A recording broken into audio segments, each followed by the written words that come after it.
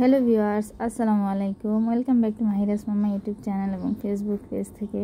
আমরা ঢাকাতে চলে আসার পর এটা হচ্ছে আমার প্রথম ব্লগ। তো আসার পরে সবাই খুব হ্যাপি ছিলাম। আমার ছোটো বোন আসছে, তো আসার পরে কোনো লাগেজ হতে কিচ্ছু খুলে নেই। তারপরে এখন ছোটো বোন আসার পরে বলতেছে যে এবার লাগেজ ওপেন করো, দেখি কি কি আনছো। কারণ সবাই জানে যে আব্বা আম্মার জন্য আমার যে ননাস ছিল উনি গিফট পাঠিয়েছে। আব্বা আম্মা ও ভাগ্নির বিয়েতে যাওয়ার সময় তখন বিয়ের ভিড়েতে দিতে পারিনি, তো এখন আমি গিয়েছি মতো আমার পছন্দ মতো কেনাকাটা করে আব্বা আম্মার জন্য পাঠিয়ে দিয়েছে। তো এই শাড়িটা মাকে দিয়েছে, এটার সাথে ব্লাউজ পিস পেটিকোট পিস দিয়েছে। আমার জন্য পাঞ্জাবির কাপড় দিয়েছে, আমাকে একটা ড্রেস দিয়েছে, এই হলুদ ড্রেসটা আমাকে দিয়েছে আর রঙের, খুব সুন্দর ছিল। মাহিরাকেও ড্রেস দিয়েছে। তো আসলে আপু সব সময় করে, আপু দুলাভাই সব সময় আমাদের কিছু না কিছু দিবেই। ওই বাসায় গেলে ঈদ বলেন যে কোনো অকেশনে মোটামুটি আমার শ্বশুরবাড়ির ফ্যামিলিকে আপু গিফট করে। আর এই জিনিসটা আমার খুব ভালো লাগে, এটা থেকে আমি নিজেও শিক্ষা নিই যে দিতে হবে। তো ভালো লাগছে। তো এগুলাই সবাইকে খুলে খুলে দেখাচ্ছিলাম। এখানে আব্বার জন্য পাঞ্জাবির কাপড়, তো এখানে আব্বার জন্য পাঞ্জাবির কাপড় পায়জামার কাপড় দিয়েছে। দেখে সবার খুব পছন্দ হয়েছে, বলতেছিল যে অনেক ভালো হয়েছে, কাপড়গুলা খুবই সুন্দর হয়েছে। তো এটা শুনে ভালো লাগলো। তো এবার শুধু আমি গিফট পেয়েছি, আমাদের ফ্যামিলির মানুষ অনেক গিফট পেয়েছে। এটা হচ্ছে যে ভাগ্নির বিয়ে হয়েছে, ওর শ্বশুরবাড়ির কাপড়। আসলে সময়ের জন্য আপু সবাইকে দিতে পারেনি, ওইখান থেকে এটা হচ্ছে আমার জন্য গিফট ছিল। এটা আমি পেয়েছি, আমার বড় যা এক সেম রকম কাপড় দিয়েছে আমাদের দুই মামিকে এবং কি আমার ননদকে একই রকম কাপড় দিয়েছে। এই জিনিসটা অনেক ভালো লেগেছে। আর কাপড়ের কোয়ালিটি অনেক ভালো ছিল। এইখানে ছোটো বোনের জন্য যে কাপড় চোপড়গুলো বানিয়ে আনছিলাম ওগুলো আমি দিতেছিলাম, সব এলোমেলো এই কাপড়গুলো ওর জন্য বানিয়ে নিয়ে আসছিলাম। এগুলো ও আসলে দিয়ে দিছে। এখানে 3 পিস ছিল 3টা, আর একটা 3 পিস ছিল ওকে আমার মেজো মামা দাওয়াত করে দিয়েছিল। এই 3 পিসটা এটাও সিলি করে নিয়ে আসছি। আসলে কি এখনকার টেইলরের যেই মজুরি, ওই মজুরি দিয়ে আপনি আরও একটা ড্রেস বানাতে পারবেন মোটামুটি বাসায় পরার জন্য। এই জন্য আসলে টেইলরে দেই না, একটু কষ্ট হলো নিজেরাই কেটে নিজেরাই সেলাই করে নিই। আর মোটামুটি যেহেতু কাজ জানি তো সেটাই আর কি কাজে লাগাই। এই যে আমার কাপড়ের গজগুলো ছিল 120 টাকা করে, 130 টাকা করে।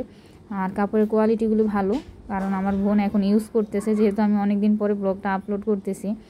ও দেখে ওরও খুব পছন্দ হয়েছে। যেহেতু বাবু আছে, ছোট বাবু, এই জন্য একটু কালারগুলো একটু ডিপ ডিপ কালার নিয়েছি। কারণ এখন বাচ্চাদেরকে মুখে খাবার দিলে কালারে একদম একটু ছিটা ফোটা পড়লেই সাদা সে কালারগুলো নষ্ট হয়ে যায়। তো এই তো এটা ছিল পরদিন সকালে। রাত্রেবেলা ব্যাগ ওপেন করে সকালে উঠতে উঠতে অনেকটা দেরি হয়ে গেছে। আর যেহেতু মায়ের বাসায় আসছি, একটু তো অলসতা কাজ সব সময় করে আমাদের শরীরে। মায়ের বাসায় আসা হচ্ছে সারাদিন ঘুমানো, বিছানায় পড়ে থাকা, সব কিছু ছেড়ে দিয়ে। তা আসার পরে সবাই বৃষ্টি হয়েছিল সকাল টাইমে, রোদ ছিল, বাট দুপুর টাইমে বৃষ্টি পড়তেছিল। তখন ছোটো বোন বলতেছে যে আজকে আমরা খিচুড়ি করি। তো আমি বললাম যে আচ্ছা ঠিক আছে। তো ও বলতেছিল যে তুমি রান্না করো। তো আমি বললাম আচ্ছা ঠিক আছে। যেহেতু লেট করে উঠেছি, সকালে নাস্তাটা তৈরি পেয়েছিলাম, তো সেহেতু আর অতটা খারাপ লাগেনি। তো খিচুড়ি বসানোর জন্য চলে আসলাম। আর আমরা কিন্তু এই খিচুড়িটা ভাতের চাল দিয়ে করি, কারণ পোলাও চালেরটা তো দেখা যায় অকেশনালি খাওয়াই হয়, বাট ভাতের চালেরটা না, রেগুলার খাওয়ার জন্য ভাতের চালের খিচুড়িটা আমার কাছে খুব বেশি পছন্দের। তো আমি পেঁয়াজ, গরম মশলা, কাঁচামরিচ, লবণ দিয়ে এখন এটাকে ভেজে নিব। নর্মালি যেভাবে আমরা ভুনা খিচুড়ি বসাই ওভাবে আর কি বসাবো কষিয়ে। আর এটা আমার হাতের এই খিচুড়িটা বাসায় সবাই খুব পছন্দ করে। আমি সচরাচর আমার শ্বশুরবাড়িতে কিন্তু এগুলো রান্না করি না, আমার যে যা আছে উনি রান্না করে। আসলে ওইখানে সকালের নাস্তাটা ওই সবসময় তৈরি করে, ওকে আসলে অনেক মিস করব। কারণ একজন করতেছিলেন, টেনশন থাকতো না যে আমি কি করতে হবে, কি রান্না করতে হবে, একটা প্যারা নাই। ওরা সব করতো, জাস্ট মাঝে থেকে আমি রান্না করতাম বা একটু গুছগাছ করে দিতাম। তো এই যে দেখেন এখানে চাল ডাল সব কিছু আমার ছোটো বোন ধুয়ে দিছে, রেডি করে দিছে ও আসলে। আর আমি এখানে বসানোর জন্য কষাচ্ছিলাম। তো এই তো কষানো হয়ে গেছে, ভালোভাবে কষাইয়ে নেবেন। ভালোভাবে আমি ভেজে নিয়েছি, কিন্তু আমি ক্যামেরাতে ধারণ করিনি। তো আসলে খিচুড়ির সাথে তো একটা কিছু লাগে। তো এখানে আমি আজকে মুরগির গোশত ভুনা করব। গরু গোশত নিতে চেয়েছিল, বাট এটা নিব না। গরুটা আসলে সচরাচর গরুটা ভালো লাগে না এখন আর মুরগিটাই ভালো লাগে খিচুড়ির সাথে আমার কাছে মনে হয়। বিশেষ করে বাচ্চাদের জন্য মুরগিটা বেস্ট।